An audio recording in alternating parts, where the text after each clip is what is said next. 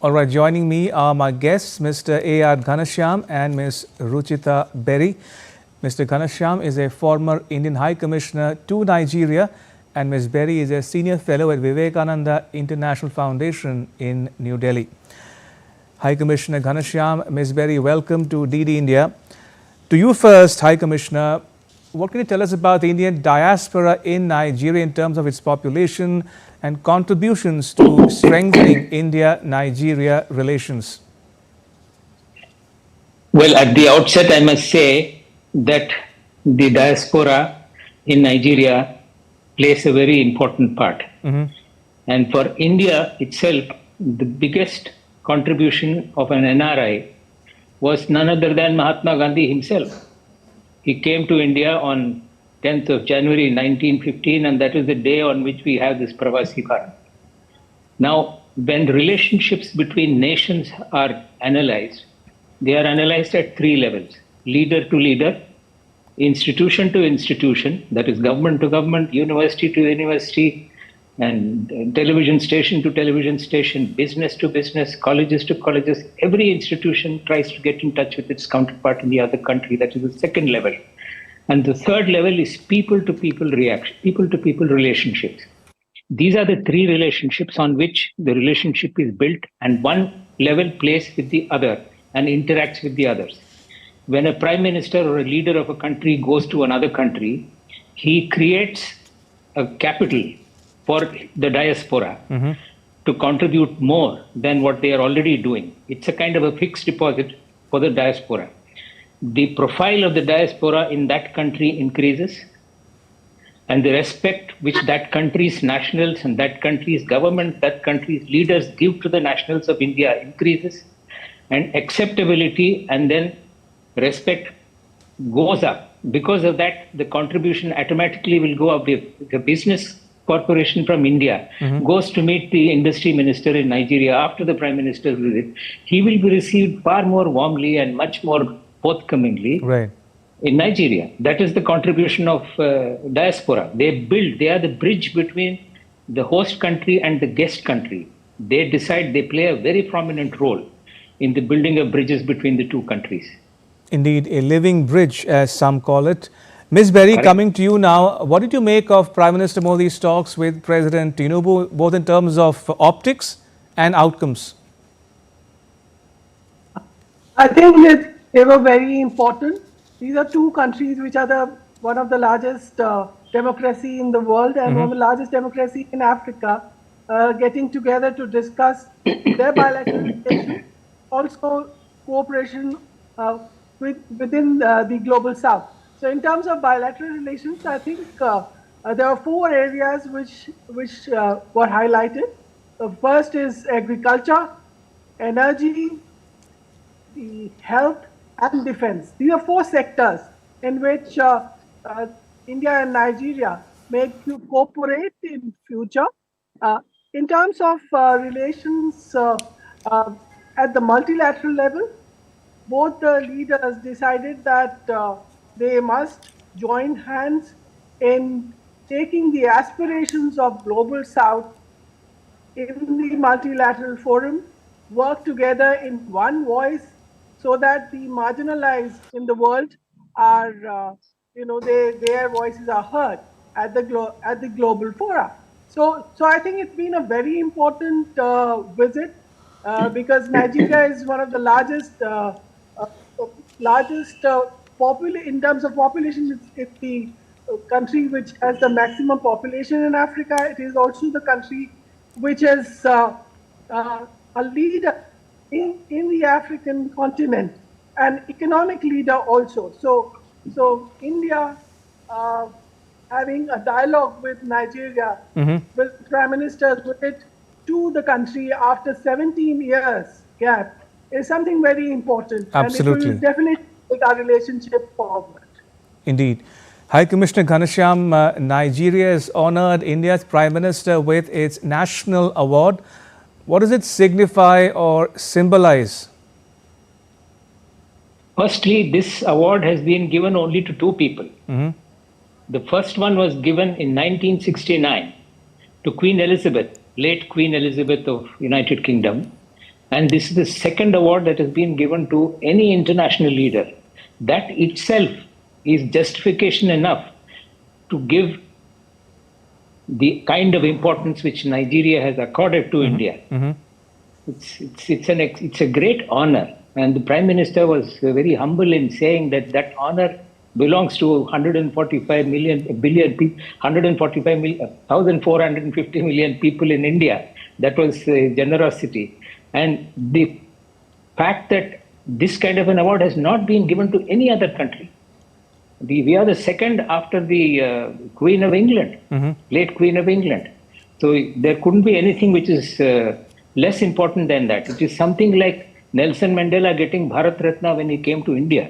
So it's a rare honor and an extremely distinguished honor for any visiting leader to Nigeria. And I think we should be extremely grateful to Nigeria for giving us this enormous honor. Indeed. Ms. Berry, India and Nigeria, is there scope for cooperation in the multilateral arena, be it the UN or BRICS? Yeah, so yes, of course, India and Nigeria are working towards cooperation in the UNSC.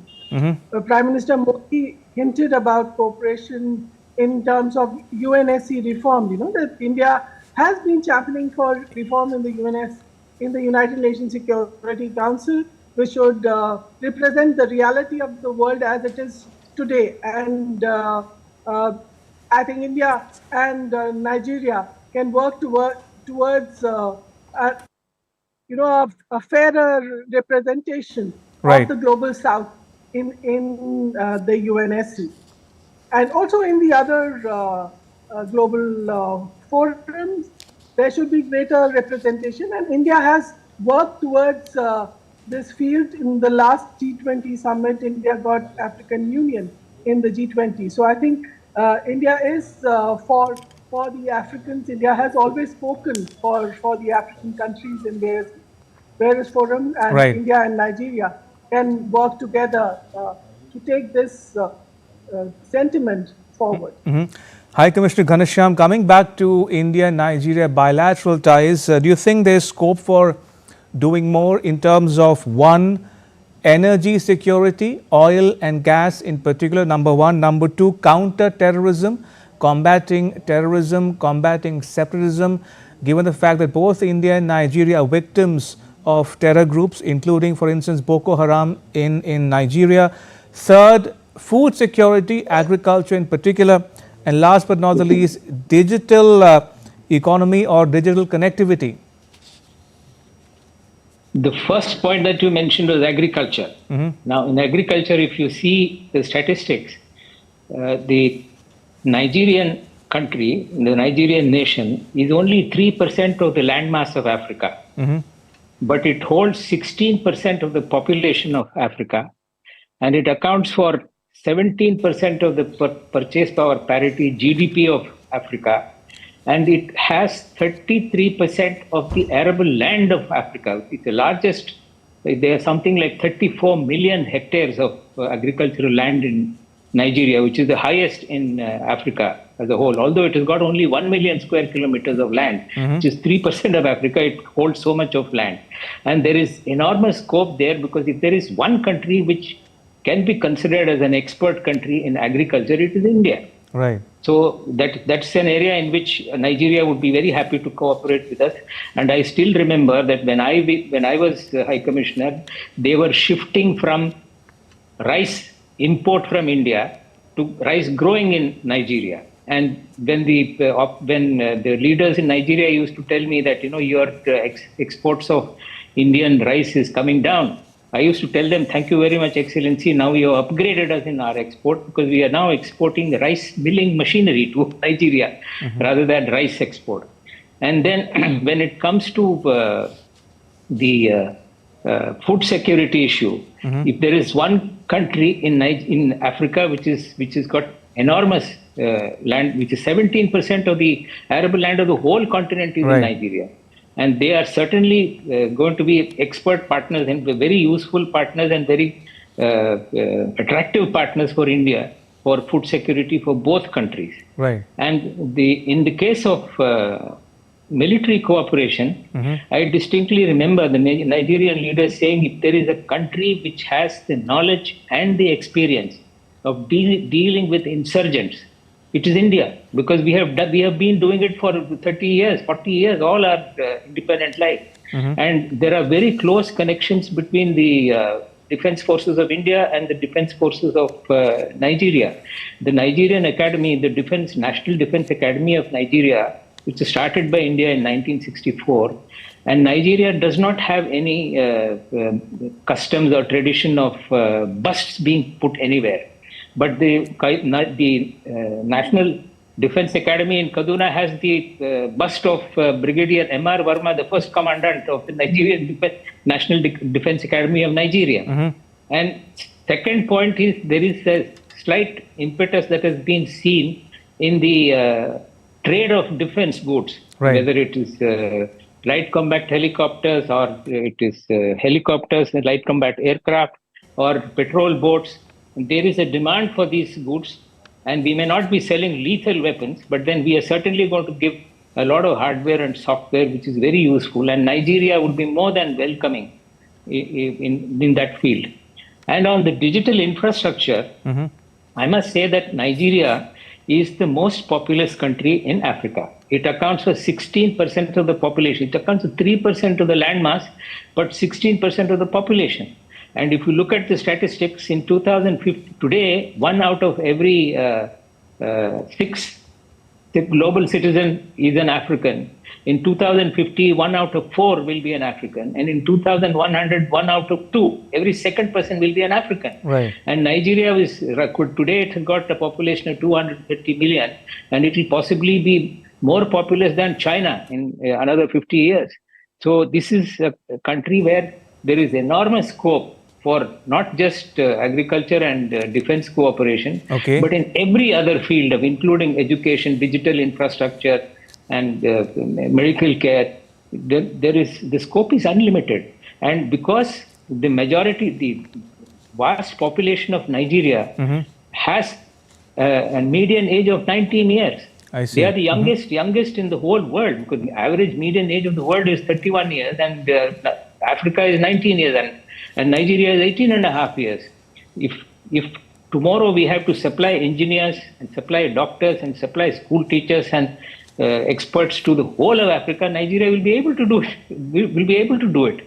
So that is an area in which they are looking forward to our cooperation. We are also looking forward to cooperation, because digital infrastructure is one thing in which India has proved beyond doubt that we are the experts. And Nigeria will be more than happy to receive that technology from us and work with us, not just for ourselves between the two countries, but for the whole continent of Africa. I'm afraid that's all the time we have on this broadcast. May I thank both my guests, High Commissioner A.R. Ghanshyam and Ms. Ruchita Berry, for joining us and sharing your thoughts and insights with our viewers at home and abroad. Thank you for your time. Much appreciated.